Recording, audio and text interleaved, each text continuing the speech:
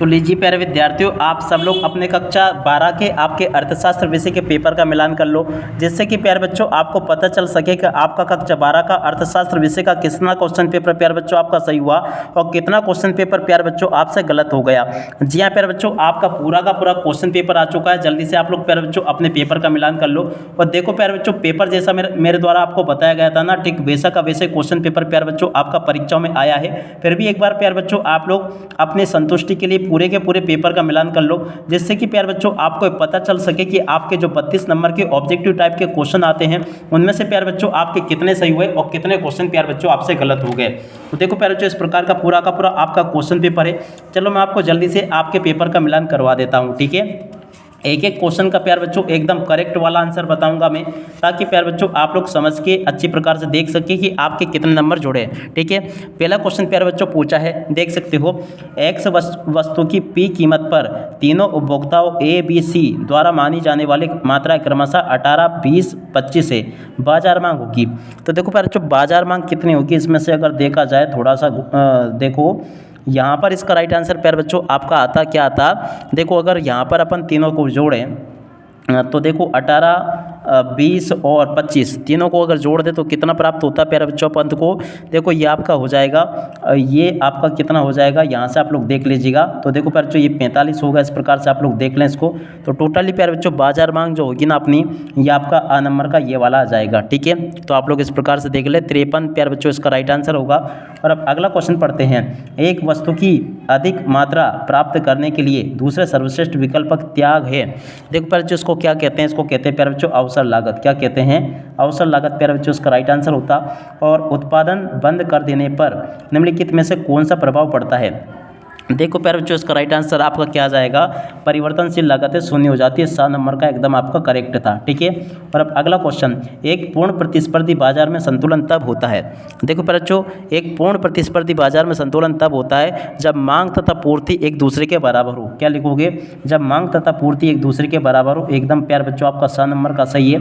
और अब अगला क्वेश्चन प्यारे बच्चों पढ़ते हैं। भारत में राष्ट्रीय आय की गणना का कार्य किस संस्था द्वारा किया जाता है। तो देखो प्यारे बच्चों, भारत में राष्ट्रीय आय की गणना का जो है ना, केंद्रीय सांख्यिकी संगठन के द्वारा किया जाता है। अब अगला क्वेश्चन, सीमांत उपभोग प्रवृत्ति है। देखो प्यारे बच्चों, सीमांत उपभोग प्रवृत्ति क्या है, इसका राइट आंसर प्यारे बच्चों आ नंबर का ही सही था। एकदम आपका परफेक्ट है।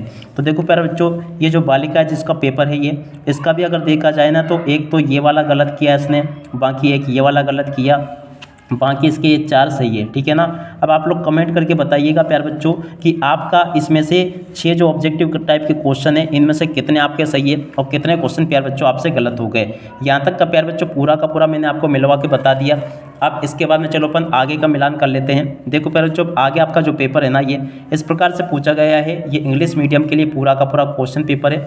अब चलो मैं आपको पूरा का पूरा पेपर प्यारे बच्चों आगे तक का बताता हूँ और इसका सॉल्यूशन भी बताता हूँ, ठीक है। अब इसके बाद में देखो यहाँ पर आपको प्रश्न नंबर 2 में रिक्त स्थान पूछे गए हैं। चलो मैं आपको रिक्त स्थानों की पूर्ति बताता हूँ। देखो क्या लिखा है, 2 अनादिमांग वक्र कभी भी एक दूसरे को काटते नहीं हैं। क्या लिख कर आना था प्यारे बच्चों, काटते नहीं हैं। तो क्या लिखोगे यहाँ से प्यारे बच्चों, काटते नहीं है। और अब अगला क्वेश्चन, पैमाने के प्रतिफल का संबंध किससे होता है प्यारे बच्चों। तो देखो प्यारे बच्चों, दीर्घ काल किससे होता है। क्या लिख कर आना था, दीर्घ काल अवधि से होता है। और प्रौद्योगिकी प्रगति में फर्म का पूर्ति, तो देखो प्यारे बच्चों, प्रौद्योगिकी प्रगति में फर्म का पूर्ति वक्र देखो यहाँ पर आपको क्या लिख कर आना था, नीचे की ओर शिफ्ट हो जाता है।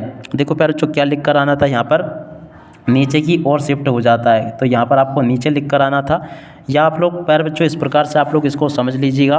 और अब अगला क्वेश्चन पढ़ते हैं। जिस स्थिति में बाजार पूर्ति बाजार मांग से अधिक है उसे कहते हैं। देखो प्यारे बच्चों, इसको कहते हैं अधिपूर्ति कहते हैं। इसको क्या कहते हैं, अधिपूर्ति इसका राइट आंसर आएगा, ठीक है। और अब अगला क्वेश्चन पढ़ते हैं प्यारे बच्चों, क्या दे रखा है, भारत के केंद्रीय बैंक का नाम क्या है। Reserve bank of India. बिल्कुल एकदम सही है प्यारे बच्चों, RBI इसका नाम है, ठीक है ना। RBI reserve bank of India भी लिख कर आए होगे तो भी आपका सही होगा। और अब अगला क्वेश्चन पढ़ते हैं प्यारे बच्चों, निवेश योजनागत निवेश का मूल्य है। देखो प्यारे बच्चों, यहाँ पर आपको लिख कर आना था प्रत्याशित। क्या लिख कर आना था, प्रत्याशित निवेश जो है ना, ये इसका राइट आंसर आता। प्रत्याशित निवेश प्यार बच्चों यहाँ पर आपको लिख कर आना था। तो प्यार बच्चों आप लोग कमेंट करके बताइएगा कि रिक्त स्थान पूर्ति आपकी कितनी गलत हुई। उसके बाद में देखो यहाँ से आप लोग सत्य सत्य को देख लो। सत्य सत्य में देखा जाए तो पहला क्वेश्चन पूछा है, पूंजीवादी अर्थव्यवस्था में अधिकतम लोक कल्याण पर ध्यान दिया जाता है।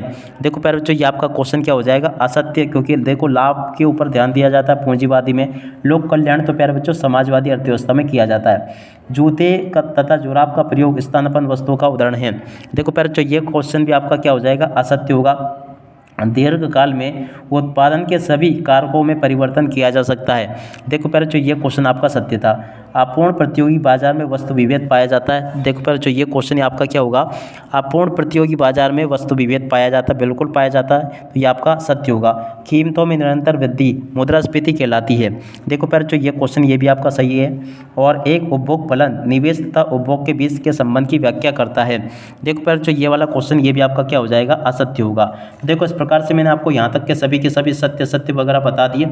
अब आप लोग प्यारे बच्चों कमेंट करके बताइएगा कि कितना क्वेश्चन पेपर आपका सही हुआ और कितना क्वेश्चन पेपर प्यारे बच्चों आपका गलत हो गया। इसके बाद में देखो प्यारे बच्चों अब आपका जो हिंदी विषय का पेपर है ना, वो भी हमारे यूट्यूब चैनल पर आ गया है। जल्दी करो आप लोग जाओ और उस वीडियो को देख लो अच्छी प्रकार से। उसके बाद में देखो यहाँ पर आपसे जोड़ी पूछी गई है, तो चलो मैं आपको जोड़ी का मिलान और बता देता हूँ। जोड़ी मिलान में अगर देखा जाए ना प्यारे बच्चों, तो देखो जोड़ी का मिलान इस प्रकार से आपको कर आना था, जैसा कि मैं आपको बता रहा हूँ। देखो गणनावाचक उपयोगिता विश्लेषण, देखो प्यारे बच्चों गणनावाचक उपयोगिता विश्लेषण, इसकी जोड़ी का मिलान प्यारे बच्चों आपका होता किससे, जी नंबर से, ठीक है ना। इसकी जोड़ी का मिलान जी से हो जाता। पूर्णतया बेरोजगार मांग, देखो प्यारे बच्चों इसकी जोड़ी का मिलान आपको करना था ई नंबर से, तो देखो इसकी जोड़ी का मिलान किससे हो जाता, ई से। पैमाने के प्रतिफल की प्रथम अवस्था, देखो बच्चों पैमाने के प्रतिफल की प्रथम अवस्था क्या होगी, तो देखो इसके राइट आंसर आपका आ जाएगा बढ़ते प्रतिफल, ठीक है। और आर्थिक निर्णय लेने वाले व्यक्ति या फर्म, देखो बच्चों आर्थिक निर्णय लेने वाले व्यक्ति या फर्म क्या कहलाते हैं प्यारे बच्चों, तो देखो इनको कहते हैं आर्थिक एजेंट, ठीक है। और वस्तु व सेवाओं के वार्षिक मूल्यांकन की गणना, देखो प्यारे बच्चों इस क्वेश्चन का आंसर आपका क्या आ जाएगा, तो देखो इसको कहते हैं प्यारे बच्चों उत्पादन विधि, इसका राइट आंसर होता है, ठीक है ना। इसका राइट आंसर प्यारे बच्चों उत्पादन विधि आ जाता। सीमांत संप्राप्ति, सीमांत संप्राप्ति की जोड़ी का मिलान प्यारे बच्चों आपका होता है किससे, डी नंबर से, ठीक है ना। तो इसकी जोड़ी का मिलान प्यारे बच्चों आपको डी से करना था। और जनता की जमा स्वीकार करना, देखो प्यारे बच्चों जनता की जमा स्वीकार करना, इसकी जोड़ी का मिलान प्यारे बच्चों किससे होता, व्यापारिक बैंक से, तो देखो प्यारे बच्चों व्यापारिक बैंक की जोड़ी का मिलान इससे हो जाता। इस प्रकार से अगर प्यारे बच्चों आपने किया होगा ना, तो एकदम आपका सही है, ठीक है ना। अब इसके बाद में चलो अपन आगे बढ़ते हैं, आगे की क्वेश्चन और उन क्वेश्चन के उत्तरों को और देख लेते हैं। देखो प्यारे बच्चों यहाँ पर आपसे एक वाक्य फिर एक शब्द में उत्तर पूछे हैं, तो चलो मैं आपको एक एक करके सभी क्वेश्चन के उत्तर बताता हूँ। देखो पहला क्वेश्चन पूछा है, किस अर्थव्यवस्था के अंतर्गत सरकार सभी क्रियाकलापों की योजना बनाती है। देखो प्यारे बच्चों इसको कहते हैं कौन सी अर्थव्यवस्था होती है, केंद्रीकृत योजनाबद्ध अर्थव्यवस्था। या देखो प्यारे बच्चों किस अर्थव्यवस्था के अंतर्गत सरकार सभी क्रियाकलापों की योजना बनाती है, देखो प्यारे बच्चों ये होती है समाजवादी अर्थव्यवस्था। क्या लिखोगे, समाजवादी, और उसके बाद में अर्थव्यवस्था, क्या लिखकर आना था, समाजवादी अर्थव्यवस्था, इसका राइट आंसर था। अगर प्यारे बच्चों आपने यहाँ पर केंद्रीकृत योजनाबद्ध अर्थव्यवस्था लिखा होगा तो भी आपका सही होगा। और अब अगला क्वेश्चन, बजट रेखा का समीकरण लिखिए। देखो प्यारे बच्चों बजट रेखा का समीकरण क्या होता है, यहाँ पर आपको मैं लिखकर बता दूँ, P1 और उसके बाद में देखो P1 और उसके बाद में X1 और उसके बाद में देखो प्यारे बच्चों यहाँ पर आपको प्लस लगाना है। और उसके बाद में यहाँ पर आपको लिखना था P2 और उसके बाद में यहाँ पर आपको लिखना था X2, ठीक है ना। P1 X1 और प्लस P2 X2 और उसके बाद में इज इक्वल टू यहाँ पर आपको लिख कर आना था M। ये प्यारे बच्चों आपका बजट रेखा का समीकरण है। और अब अगला क्वेश्चन प्यारे बच्चों पूछा है, क्या दे रखा है, आवश्यक वस्तुओं की मांग की लोच कैसी होती है। देखो प्यारे बच्चों आवश्यक वस्तुओं की मांग की लोच होती है बेलोजदार। क्या लिखोगे प्यारे बच्चों यहाँ पर, बेलोजदार अगर आपने लिखा होगा तो ये एकदम आपका सही है। किस बाज़ार में फर्म कीमत प्राप्त करता होती है। देखो प्यारे बच्चों किस बाज़ार में फर्म कीमत प्राप्त करता होती है, तो देखो इसका राइट आंसर आपका आ जाएगा पूर्ण प्रतिस्पर्धी या पूर्ण प्रतियोगी। क्या लिखोगे, पूर्ण प्रतियोगी या पूर्ण स्पर्धी लिखा होगा आपने तो भी सही होगा आपका, ठीक है। और अब अगला क्वेश्चन पढ़ते हैं, जॉन मेनार्ड कीन्स ने 1936 में प्रकाशित पुस्तक का नाम लिखिए। देखो बच्चों इनकी जो पुस्तक थी ना, इसका नाम था the general theory of employment and interest money. तो देखो पुस्तक का नाम थोड़ा सा बड़ा है तो अपन यहाँ लिखेंगे द जनरल और उसके बाद में आगे है theory, the general theory of, उसके बाद में आगे आपको लिखना था ऑफ एम्प्लॉयमेंट, क्या लिखोगे, एम्प्लॉय, ठीक है, एम्प्लॉय, इस प्रकार से आप लोग लिख लें एम्प्लॉय, ठीक है, एम्प्लॉय ला आएगा, ये आपको मैं यहाँ पर बता दूँ एम, और उसके बाद में आपको आधा पा, और उसके बाद में लॉयमेंट, एम्प्लॉयमेंट, और उसके बाद में आगे आपको लिख कर जाना था।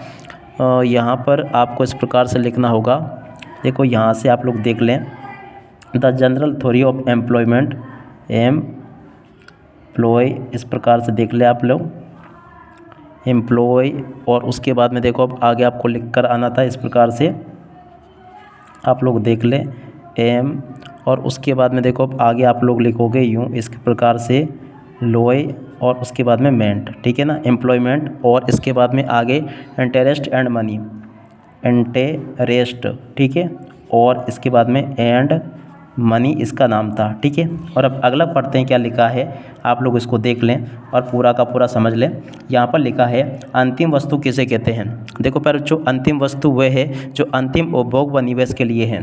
देखो प्यारे बच्चों, अंतिम वस्तु वह होती है जिसमें उपयोगिता, देखो प्यारे बच्चों अंतिम वस्तु, तो देखो इसका राइट आंसर आपका आ जाता, अंतिम वस्तु वह है, अंतिम वस्तु वह है जो अंतिम उपभोग के लिए है, वह है जो, उसके बाद में आगे अपन लिखेंगे अंतिम उपभोग के लिए है, क्या लिखोगे, अंतिम उपभोग के लिए है, ठीक है ना। इसका राइट आंसर प्यारे बच्चों ये आता, बैंक दर किसे कहते हैं। देखो प्यारे बच्चों क्वेश्चन पूछा है, बैंक दर वे दर है जिस पर केंद्रीय बैंक आरबीआई वाणिज्यिक बैंकों को ऋण देता है। देखो प्यारे बच्चों इसका राइट आंसर क्या होता, चलो मैं आपको इधर लिख कर बताता हूँ। देखो बैंक दर वह दर है जिस पर आरबीआई व्यापारिक बैंकों